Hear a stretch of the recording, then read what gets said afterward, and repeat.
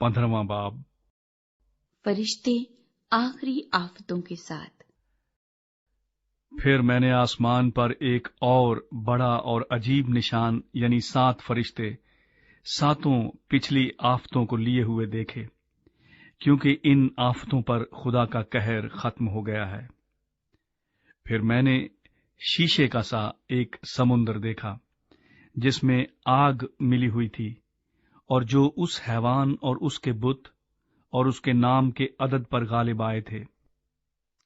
ان کو اس شیشے کے سمندر کے پاس خدا کی بربتیں لیے کھڑے ہوئے دیکھا، اور وہ خدا کے بندہ موسیٰ کا گیت اور برے کا گیت گا گا کر کہتے تھے، اے خداوند خدا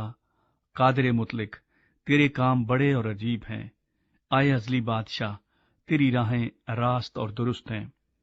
اے خداوند، کون تجھ سے نہ ڈرے گا اور کون تیرے نام کی تمجید نہ کرے گا، کیونکہ صرف تو ہی قدوس ہے، اور سب قومیں آ کر تیرے سامنے سجدہ کریں گی، کیونکہ تیرے انصاف کے کام ظاہر ہو گئے ہیں۔ ان باتوں کے بعد میں نے دیکھا کہ شہادت کے خیمے کا مقدس آسمان میں کھولا گیا، اور وہ 7 فرشتے جن کے پاس 7 آفتیں تھیں، آبدار اور چمکدار جواہر سے آراستہ، اور سینوں پر سنہری سینہ بند باندھے ہوئے مقدس سے نکلے، اور ان 4 جانداروں میں سے ایک نے 7 سونے کے پیالے عبدالآباد زندہ رہنے والے خدا کے قہر سے بھرے ہوئے